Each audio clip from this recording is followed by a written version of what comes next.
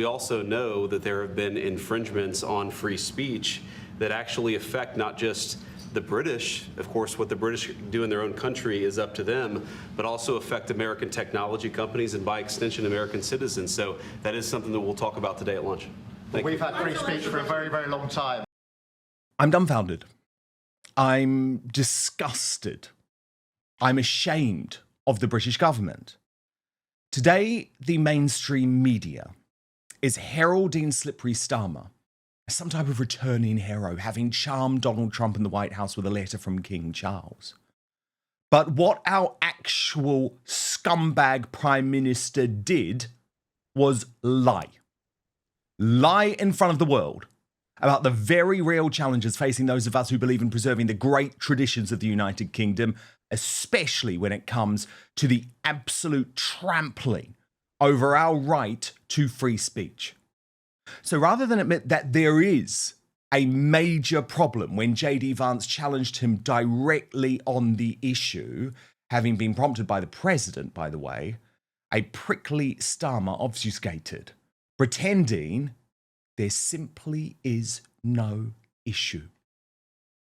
All right, one or two more. Yes, ma'am? In his remarks at the Munich Security Conference, Vice President Vance condemned free speech violations in the UK, particularly. Could you respond? What is your message? I have an idea. We have the man right here. Come on. Let's go, JD. We're putting you on stage. Great. Yeah, look, I said what I said, which is that we do have, of course, a special relationship with our friends in the UK and also with some of our European allies. But we also know that there have been infringements on free speech that actually affect not just the British, of course, what the British do in their own country is up to them, but also affect American technology companies and by extension American citizens. So that is something that we'll talk about today at lunch. We've had free speech for a very, very long time in the United Kingdom, and it will last for a very, very long time. Well, no, I mean, certainly we wouldn't want to reach across US citizens, and we don't, and that's absolutely right. But in relation to free speech in the UK, I'm very proud of our history there. What the hell? How dare he? How dare he?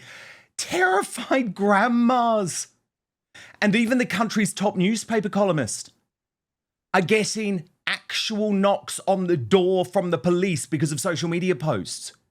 Desperate mothers have been jailed for over 2 years for writing in anger on the day of the Southport massacre on X and Facebook. Not to mention the poor men incarcerated for interminable periods, simply for protesting non-violently. Like the pro-Brexit anti-globalist hero Peter Lynch, who ended up dead behind bars after receiving an inhumane 32-month sentence. And Starmer claimed there is free speech to be proud of in the UK. How can he be proud of that? The whole world knows this charlatan as Two Tier Keir. And on the very day he was denying any free speech issues, by the way, his own MP, Mike Amesbury, avoided jail altogether, despite punching the lights out of one of his own constituents. So do not tell me there isn't an issue. Do not tell me there isn't an issue, as Nigel Farage made quite clear last night at the same time as the meeting at the White House on stage in Hull. Crime 25% higher than the national average. People scared to go out after dark. The police force, who seem to be more concerned about what we say on social media. Those would be. More concerned than maybe the Labour MP for Runcorn, who at 2 o'clock in the morning doesn't just strike someone in the street, but hits him 5 times on the ground. And what happens today at appeal? We're told the prison sentence is to be suspended. I guess that's because he's part of the Labour Party and part of the ruling class, and we saw it after the riots last summer. Different groups of people being treated differently. That is not what this country is all about. I will not live with two-tier policing and two-tier justice. Everybody must be treated the same. And they're not. And look, there was loads of evidence to prove that what Starmer's saying is a complete joke. The Free Speech Union pointed out hundreds of people have been prosecuted for online speech crimes under the Online Safety Act amid growing concerns over its implications for free expression in Britain. Baroness Fox of Buckley pleaded with the Vice President, writing, "Hope at JD Vance pursues this over lunch as he promised, because my goodness, this is Starmer gaslighting us all. So many laws, and indeed his own government's policies, are undermining that very free speech we have historically fought for in the UK. That these rights are being eroded daily should be a source of shame, not pride." And I am ashamed Don't underestimate of our Prime the Minister, danger to the world. because Starmer is a leader with no soul. He believes nothing. In power, he is an empty vessel, working for the Davos globalists he cares more about than us. After all, how did he go from feeling this about Trump? Don't underestimate the danger to the world if Trump is re-elected this time around. I'm anti-Trump. So how did he go from that to sucking up in a manner unbecoming of someone who thinks they have a place on the world stage? It's an invitation for a second state visit. This is really special. This has never happened before. This is unprecedented. And I think that just symbolises the strength of the relationship between us. So this is a very special letter. I think the last state visit was a tremendous success. His Majesty the King wants to make this even better than that. So this is truly historic, an unprecedented second state visit, and he wants to talk that through with you. And that says at Windsor. That's Yes. really something. Yes. What I haven't got yet is your answer. Yeah. I do need to. The answer is yes. So look, we know Starmer is a compulsive liar. Just look at his broken election manifesto. But to lie in such a brazen manner in front of the US president, in front of the world's media, shows an appalling flaw in his character. And this is about issues big and small. By the way, like when he told Trump it was so good to see the bust of Winston Churchill back in its rightful place. Meanwhile, back in Westminster, Starmer's Labour Party has been removing portraits of Churchill. As my friend Nick Dixon put it, Starmer is playing the role of a normal Prime Minister abroad whilst being a rabid communist at home. But as he left, there was another humiliation for Starmer, not that the British MSM gave a damn. The United States House Committee on the Judiciary has written to him to demand communication in regards to the UK's attacks on free speech. According to the Mercian, it states that the US has issued subpoenas to all social media companies that are told to comply with UK censorship laws. So what's clear to me is that anything achieved by the United Kingdom at the White House yesterday was down to our country's historic reputation, especially Trump's love for the monarchy and King Charles and Prince William.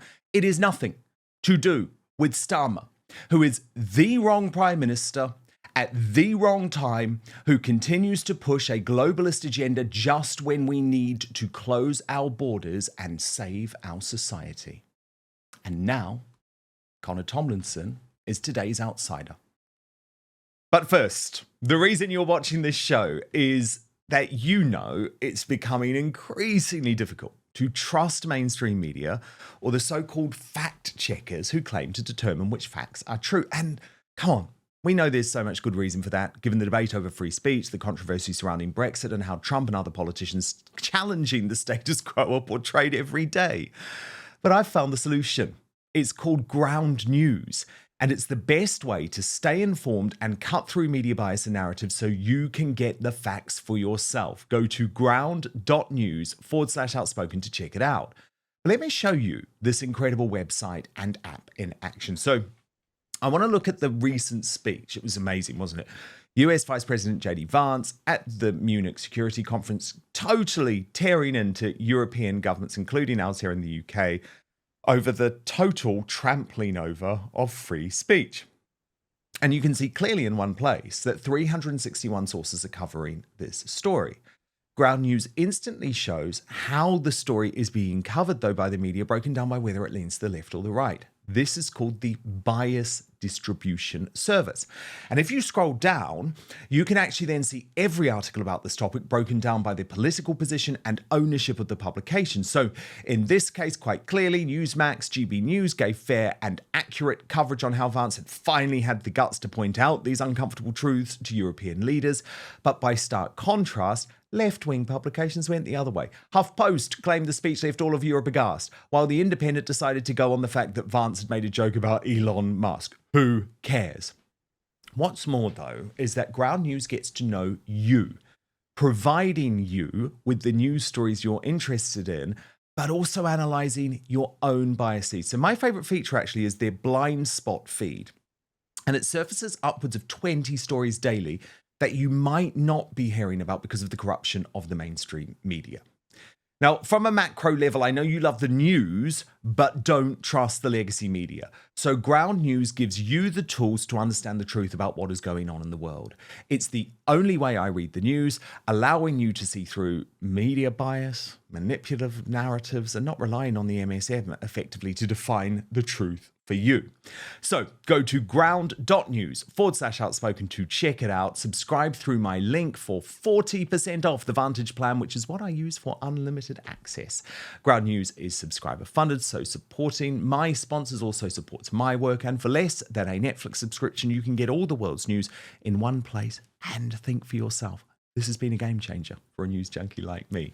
That is ground.news/outspoken. You can click on the link in the description below this video if you're watching on YouTube or Rumble. But now, back to the show. Connor, great to have you, but how did you feel watching Starmer lie to the world and say that we should be proud of the free speech that we have in the UK? I felt much like how Vice President Vance must have felt sitting there watching Starmer with his body language sort of scrunched up like a wrung-out towel, cowering before President Trump, as President Trump slipped in a fair few digs about Britain being incapable of taking Russia on its own, and Brexit being a good thing, which Starmer sought to thwart at every possible term of the second referendum, but also to watch him openly misrepresent the state of free speech in Britain. I mean, JD Vance in his Munich Security Conference speech already referenced Adam Smith Connor, the chap who underwent a Christian conversion, had paid for his girlfriend's abortion, and then has since regretted it, praying silently outside an abortion centre in his own head on behalf of the dead child and other dead children, who was then arrested thanks to both the Conservative and Labour parties' abortion buffer zones censorship bill, the thought crime bill. Since then, someone else as well has been arrested, so the idea that this isn't going on is mental. That's Rose Doherty. She was arrested in Glasgow for holding a sign that said, and I quote, "Coercion is a crime, here to talk only if you want." And this was defended by members of Scottish Parliament because Scotland's buffer zone bill, which again, presumably the Labour Party support because they haven't stepped in to stop it, actually criminalises prayer inside your own home if someone walks past your window. And that was defended on the BBC recently this week. And of course, Starmer himself is responsible for mobilising magistrates' courts around the clock to convict so-called keyboard warriors, as you've spoken about valiantly on your show before, Dan, like Judy Sweeney, who was a 53-year-old care worker who put some unwise rage rhetoric onto Facebook in the aftermath of the murders of the girls by Axel Ruda-Cabana in Southport. And she's received a couple of years in prison without parole. It's funny, the same judge that sent her down just gave Mike Amesbury, the Labour MP, former Labour MP who punched his constituent in the head, a suspended sentence for only 10 weeks. So this must be that same two-tier judge that I keep hearing about. Yeah, Oh same judge. my God. Yeah, funny that, isn't it? The judge is Stephen Everett, one of those typical activist judges that Keir Starmer seems to embody, being the judicial British deep state. In a Yes, bad he was nominated yesterday, actually, for Union Jackass, but I didn't realise he was the guy that sent down Julie Sweeney, because that sentence is inhumane. I mean, and there's no two-tier justice. I've got to ask you about Lammy, because how shameless is this guy, Connor? Look at the post. Delighted to be back in Washington, D.C. supporting Keir Starmer. There is no relationship closer than that of the UK and the US. Together, we will continue to do great things for our shared security and growth. There he is, literally posting a picture of himself smiling with Trump, as Blame Game said to him, "This you, David?" Posting David Lammy previously having described Trump as deluded, dishonest, xenophobic, narcissistic, no friend of Britain, not fit to hold public office, let alone worthy of our country's highest honour and a banquet with the Queen. Theresa May is selling out the UK to a serial liar and a cheat. And there he is with Lammy today. Your thoughts? Well, I suppose the growth that Lammy is describing is probably his waistline, judging by the spread the White House likely put on during lunch. Look, I actually can't really blame David Lammy because he's such an idiot. He probably doesn't have object permanence. He doesn't even remember he wrote that tweet or that piece in the Times calling Trump a neo-fascist, a KKK sympathizer, and a probable sexual assaulter. Questionable allegations around Trump on all of those fronts, given the growth of his minority vote share, his overwhelming popularity, and E. Jean Carroll's case raising a few eyebrows with that infamous interview with Anderson Cooper on CNN. Anyway, point being, David Lammy is not our brightest bulb. He doesn't understand how the line of successions of kings works. If you look at his mastermind performance, you would, well, think that mastermind is not a term which best suits him. And he's just one of many cadres of traitors within the Labour Party. I mean, everyone remembers that he got up and said, "We as Caribbean peoples," not British, by the way, Caribbean people, so identifying with an ethnic in-group rather than his nation that he purports to represent in Parliament, demand reparations. And so he's currently opening up conversations the Labour Party insists are not happening, but to the race grifters in Barbados who left the Commonwealth to fall under the thumb of China, who are now saying we demand trillions of pounds in funds because you gave us things like civilization and the rule of law, I suppose. So yeah, David Lammy, not shocked that he's turning on this pivot. It's pure cynicism by a very unpopular Labour Party, and it's because they know that we're basically a US vassal state, whether they like it or not. Why has the mainstream media, Connor, been so compliant when Niall Gardner of the Heritage Foundation posted after the meeting a humiliation for Keir Starmer in the White House, when the former Prime Minister, Liz Truss, posted after the meeting, President Trump and JD Vance are right about the threat to free speech in Britain and Europe. That's why we are setting up a new free speech media network to take on the censors and the supine legacy media. How can Niall see that? How can Liz see what I saw? And yet all of the mainstream media, even the Daily Mail, is saying this meeting was a great success. Oh, it's for two reasons, Dan, because a lot of legacy media rely on having access to these politicians and gatekeeping non-traditional media outlets like you, me, and whatever Liz has in the works out of being able to talk to politicians in press briefings. This is why the Trump administration has taken great initiative to invite influencers and the likes of the Daily Wire to their White House press briefings and shut the Associated Press out instead for refusing to acknowledge the change of the Gulf of Mexico to the Gulf of America. They are rewarding their friends and honest journalists rather than the establishment hacks and vultures who would like to pick apart the carcass of the successful Second American Revolution. And so these people, what they do is they align themselves with power. I mean, the Sun is a great example of this. Even though Keir Starmer is radioactively unpopular, they backed his Labour Party because they like to just permanently pick the winner, even if they're not very popular with the public at all. And then the second part of this, don't forget the BBC's charity arm, which means that there's a fungible slush fund moving between their actual funding and, you know, the sort of things that they pass along to various activists. They were being backed by USAID. It turns out that wokeness wasn't this vast conspiracy, this Russian nesting doll of universities and social media giants, etc., etc. It was just the US government funding international gay race communism.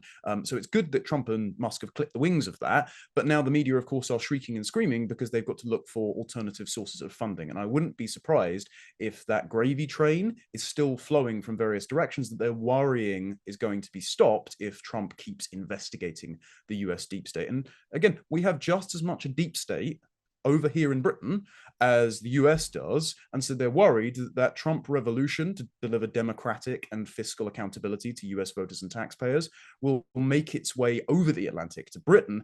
And that said gravy train will dry up for them too. Yes, indeed. Very well put. And I did think it was quite ironic yesterday that just as our mainstream media dinosaurs were arriving at the White House with Starmer, the Trump administration had a whole load of brilliant influencers like House and Habit and libs of TikTok, those types of people, into the White House to present to them the first tranche of the Jeffrey Epstein files. Thank you so much for watching Dan Wootton Outspoken. Please click on my face just to the bottom left to subscribe to this brand new independent news source and turn on the notification bell so you'll be alerted to our brand new live shows, uncancelled interviews, and special royal episodes.